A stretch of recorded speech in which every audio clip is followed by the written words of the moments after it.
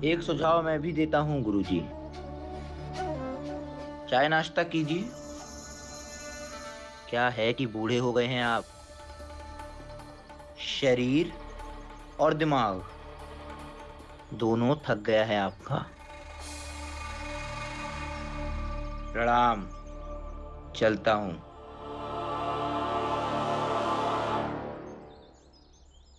ये चादर ओढ़ का खून कौन दे रहा है? जरा मैं भी तो देखूं। अभी इन्होंने खून बेचा है तो इन्हें पैसे भी मिलेंगे, तो चद्दर के बदले ऐसे ले लेना। तो ये पूरी कहानी है उस चद्दर की। बाबा, मैं अभी जाकर उन्हें बताती हूँ। नहीं रमा, तुम भीम को कुछ नहीं कहोगी। क्यों नहीं कहूंगी? मैं जरूर कहूंगी। जब तुम कोयला उठाने गई थी तो तुम्हारे बारे में मैंने भीम को कुछ नहीं कहा था, तो तुम भी नहीं कहोगी। हाँ, नहीं तो भीम जो पहले से काम ढूंढने के लिए इतना परेशान है, वो और जिद बांधकर काम ढूंढने लगेगा। जब कोशिशें जुनून बन जाती है तो कई बार नुकसान कर देती है।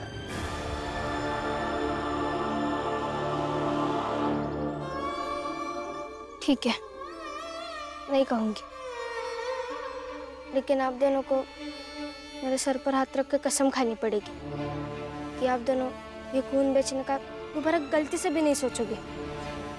मैंने तो पहले ही बोला था राम जी को कि खून मत बेचो, लेकिन ये माने ही नहीं, चले गए खून बेचने के लिए। अब बोलो बहू को कि नहीं बेचोगे खून, बोलो। सिर्फ यही नहीं, आपको भी कसम खानी पड़ेगी। ये नहीं जाएंगे खून बेचने तो आप चले जाएंगे दोस्ती का फर्ज निभाने। खाइए कसम।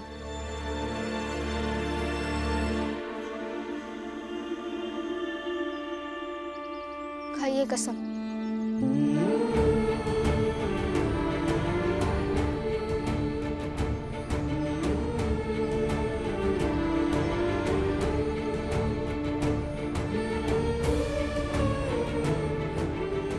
नहीं, नहीं सोचूंगा। बस खुश।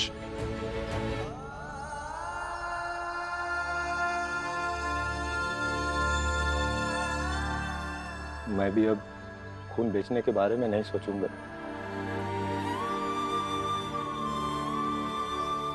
रमा, मैं बहुत खुशनसीब हूं कि मुझे तुम जैसी बहू मिल गई। और बाबा, आप चिंता मत कीजिए। आनंद भैया और ये भी नौकरी ढूंढ रहे हैं, उन्हें नौकरी मिल जाएगी। रमा, भीम का पढ़ना बहुत जरूरी है, बहुत जरूरी। और वो नरोत्तम जोशी भीम के पीछे पीछे है, वो उसे काम करने नहीं देगा।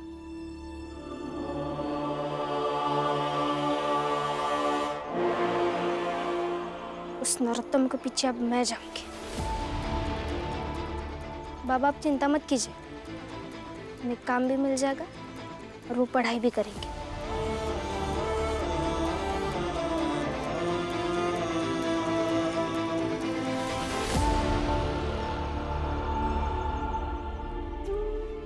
मैंने तो पहले ही कहा था राम जी, भरोसा रखो।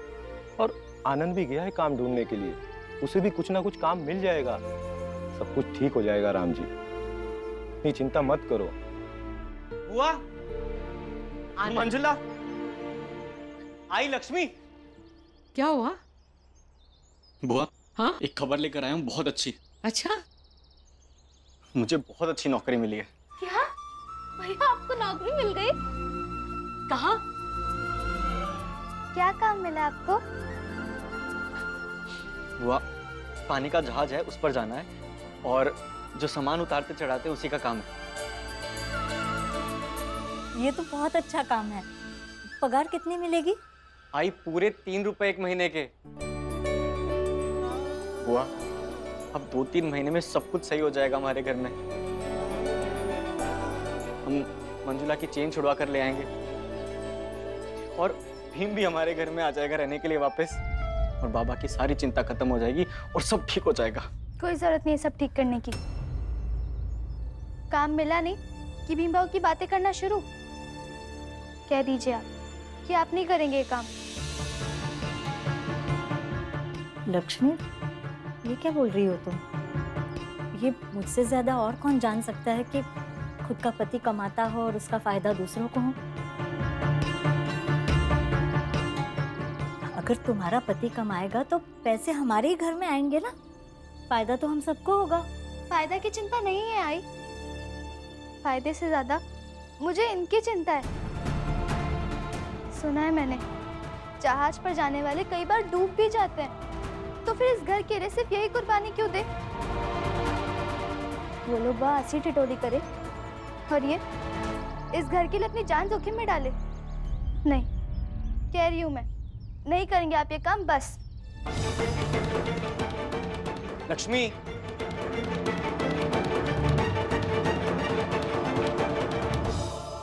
देख लिया जीजाबाई, जहर बोने वाले के नसीब में आम और अमृत नहीं होते हैं। लक्ष्मी जब ब्याह करके आई थी ना, तब रमा की तरह गाय थी, लेकिन तुम्हारी संगत में रहकर ऐसी हो गई है। जिस तरह तुम्हारी जुबान चलती है ना तलवार जैसी, वैसे उसकी जुबान भी तलवार की धार बन गई है, जब तुम्हें ही काट रही है। जैसा बोओगे वैसा ही पाओगे। लक्ष्मी, खतरा कहां नहीं है, हर जगह है। अब मान लो उस दिन किलूसकर गुरुजी वहां नहीं आते तो क्या मैं लौटकर वापस आ पाता?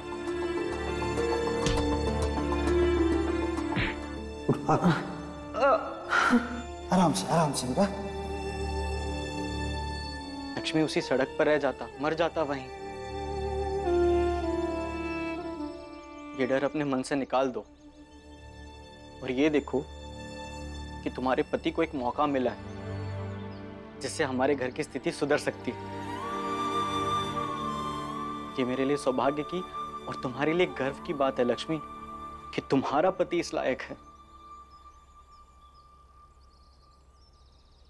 कुछ बोलोगी लक्ष्मी?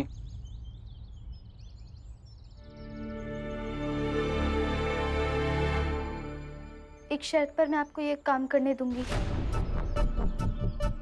कौन सी शर्त बताओ? कि आप यहाँ से निकलकर एक अलग घर लेंगे जहाँ सिर्फ मैं और आप रहेंगे। तुम्हारा दिमाग खराब हो गया लक्ष्मी, ऐसा नहीं होगा और कभी नहीं होगा। मैं बाबा और बुआ को इस हाल में छोड़कर कहीं नहीं जाऊंगा। और तुम आई को कैसे छोड़ सकती हो लक्ष्मी? तुम तो चहेती हो उनकी, तो कम से कम उस रिश्ते की तो कदर करो, क्योंकि बाकी रिश्तों से सारी उम्मीद छोड़ दी है मैंने तुम्हारे लिए। मैं बस इतना जानती हूँ कि इतना खतरा लेकर आप जो पैसे कमाएंगे वो बस आप पर, आपकी पत्नी पर और आपके होने वाले बच्चे पर खर्च हो, बस, और किसी पर नहीं। बकवास बंद करो लक्ष्मी और ध्यान से सुनो, मैं कल से काम पर जाऊंगा। ठीक है, आप कल से काम पर जाएंगे तो मैं ये घर छोड़कर कहीं चली जाऊंगी, याद रखिएगा।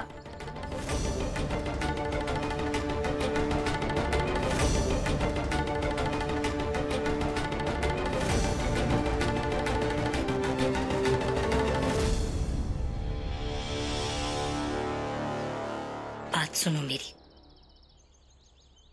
ऐसे गुस्से में फैसला नहीं ले सकती हो तुम। आई, आप ही को देख के सीखा है कि पति को कभी घर का पूरा गधा नहीं बनने देना चाहिए। और आप ही तो कल उन दोनों को दिखा के कह रही थी कि उनकी जिंदगी में वही कांटे होने चाहिए जो हमारे जीवन में है। और अगर वो कमाकर पैसे घर लाने लगेंगे तो वो लोग तो और आराम से जिएंगे ना,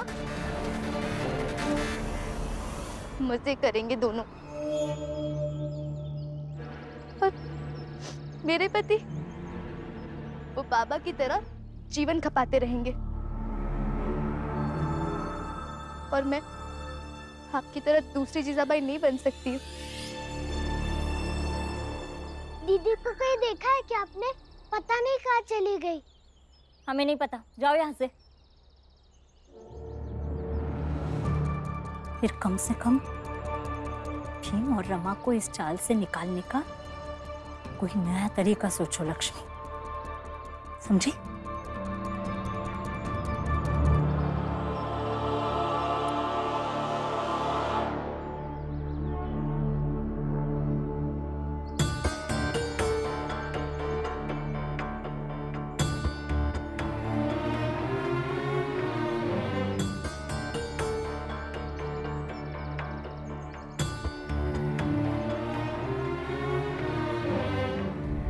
हाँ बोलो।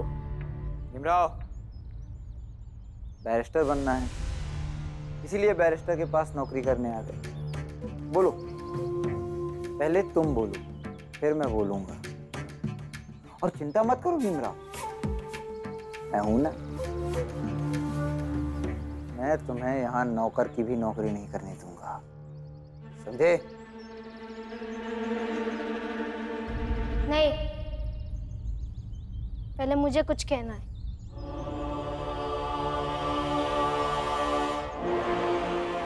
तुम यहाँ क्या कर रही हो? बैरिस्टर साहब, पहले मेरे सुन लीजिएगा, फिर किसी के सुनिए।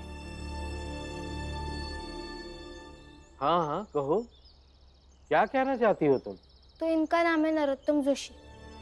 ये बड़ी जात के हैं, बहुत बड़ी जात के, और इस बड़ी जात के आदमी का काम भी बहुत बड़ा है।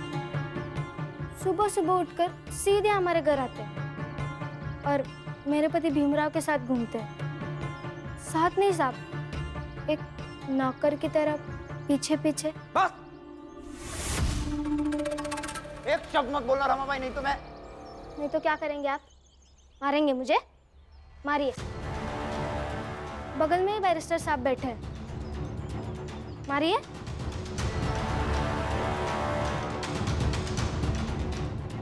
ये क्या कर रही हो तुम? क्या काम मांगने आया हूं मैं? हाँ, आप मांगिए काम, लेकिन पहले इन्हें एक बात बताना बहुत जरूरी है। साहब,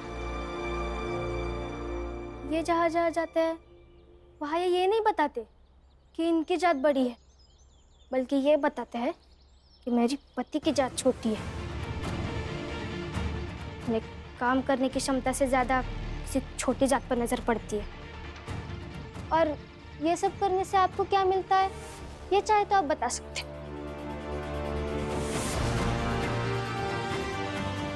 जी, अब बोलिए आप।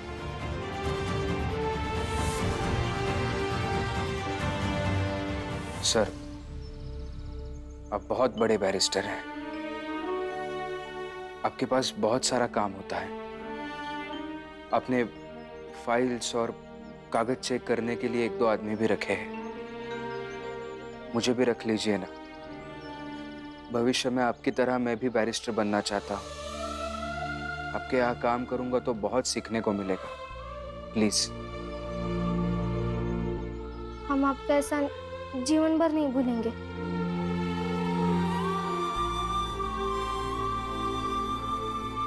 राम जी, विश्वास रखो, रमा भीम के पीछे पीछे गई है और रमा भीम के लिए शुभ है। भीम को कुछ ना कुछ काम तो मिल ही जाएगा। तो फिर राम जी, दुनिया इतनी भी बुरी नहीं है कि लोग सिर्फ नरोत्तम जोशी की ही बात सुनेंगे। भीम की योग्यता की कोई कदर ही नहीं होगी, ऐसा तो नहीं होगा। राम जी, तुम विश्वास रखो, सब ठीक हो जाएगा।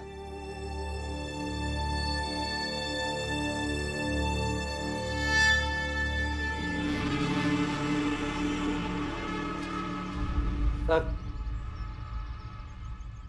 इनके जुड़े हुए हाथ देखने से पहले एक बार वहां भी देखिए।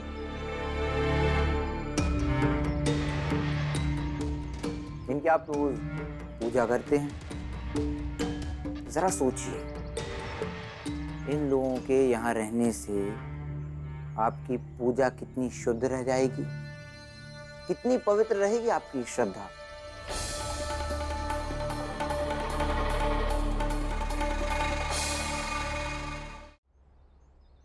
जानते हो कौन है ये लोग? ये तीनों ही मेरे गुरु हैं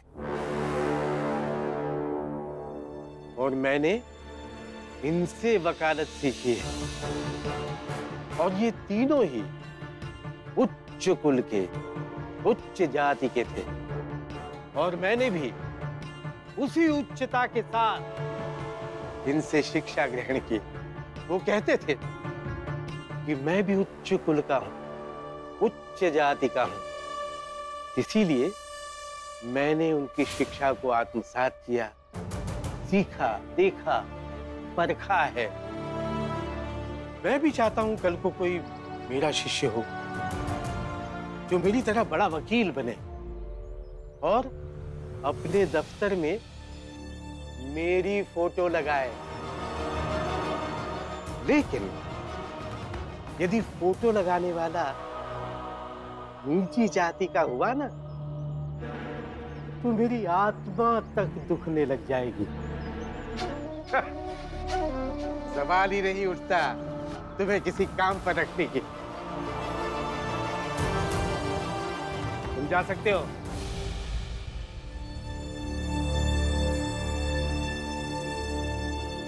बैरिस्टर साहब, आप तो न्याय के लिए लड़ते हैं ना, और मेरे पति को उनकी जात के नाम पर नौकरी नहीं मिलेगी, तो ये कैसा न्याय हुआ? अरे जाओ यहाँ से, जाओ, वरना दरबान को बुला के धक्के मार के निकलवा दूंगा। नहीं, नहीं जाएंगे, ऐसे जाएंगे ही नहीं। बहुत ढीठ हैं। बुलाइए दरबान को और धक्के मार के निकलवाइए इन्हें। तभी इन्हें इनकी औकात समझ में आएगी। नहीं, आपको बताना होगा कि ये कैसा न्याय है। रमा, चलो।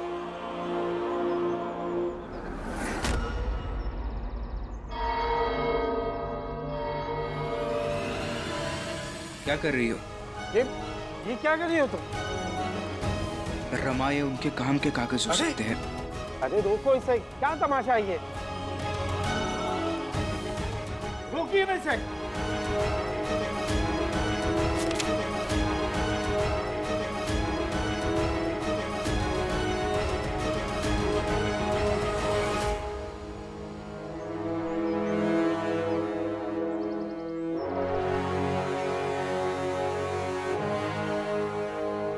साहिब में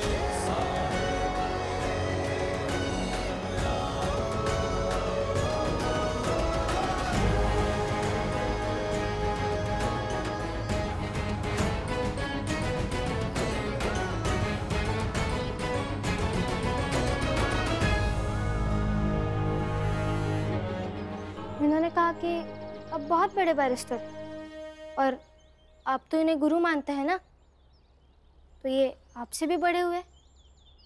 लेकिन ये नाम अच्छे से याद रखिए साहब, एक दिन ये भी बहुत बड़े बैरिस्टर बनेंगे।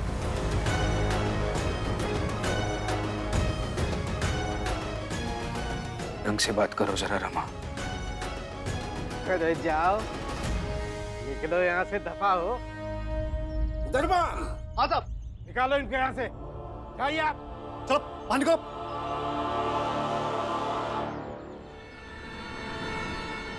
जा रहे।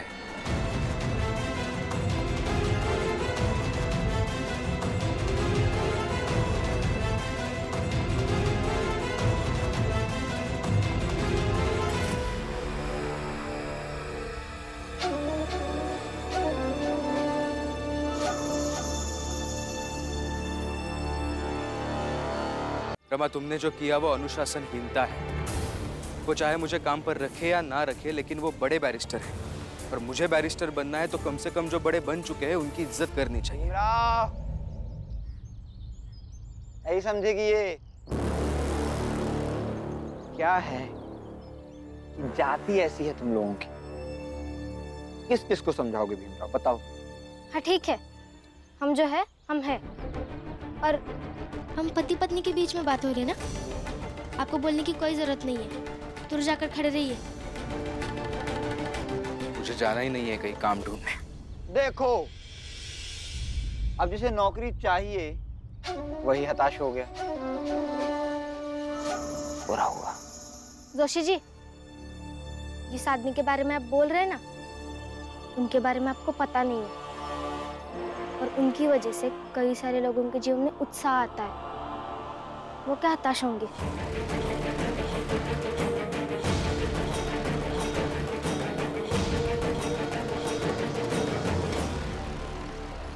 अजीब बेवकूफ पति पत्नी है।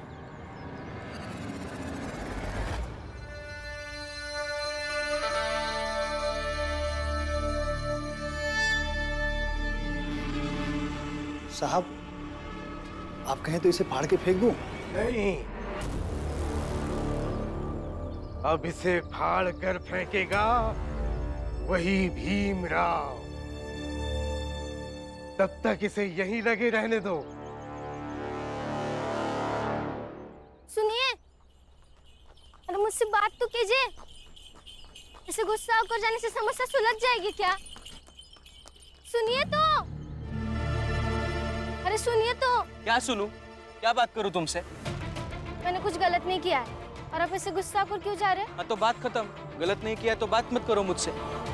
मतलब उस अनजान बैरिस्टर के कारण आप अपनी पत्नी से बात नहीं करेंगे? बात अनजान और जान पहचान की है ही नहीं यहाँ पे। बात यह है कि जो गलत है वो गलत है। तो ठीक है, मैं भी नहीं कर रही आपसे बात। मैं जा रही हूँ घर छोड़ के। नहीं, मैं क्यों जाऊँ? मैं आपकी पत्नी हूँ और आप मेरे पति हैं। मैं बस बात नहीं करूंगी आपसे। बुआ, ये लक्ष्मी को कैसे समझाऊं? समझ ही नहीं आ रहा कुछ।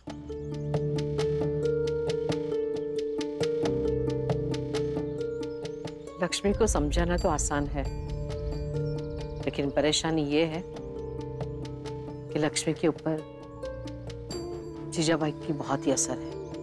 वो जो कहती है वही सुनती है और उसका ही कहा मानती है।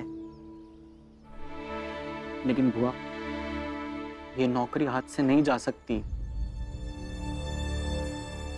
और ये भी नहीं चाहता कि लक्ष्मी घर छोड़कर जाए। क्या करूं, कुछ समझ नहीं आ रहा।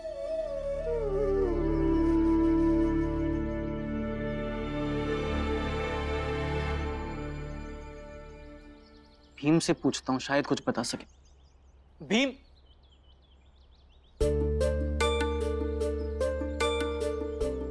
क्या हुआ भैया? एक सलाह चाहिए थी तुझसे। हाँ पूछिए। ऐसा है कि एक तरफ नौकरी है और एक तरफ पत्नी। समझ ही नहीं आ रहा किसे चुनूं। नौकरी?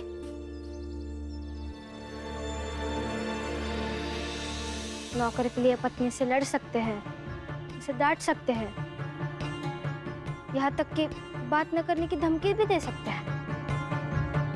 पत्नी कौन है? वो तो ऐसे ही है। भीम, मुझे लगता है इन दोनों के बीच कोई दिक्कत है। मैं बाद में आता हूँ। नहीं आनंद भैया, ऐसे क्या घूर रहे? जा रही। आनंद भैया, अब बात कीजिए।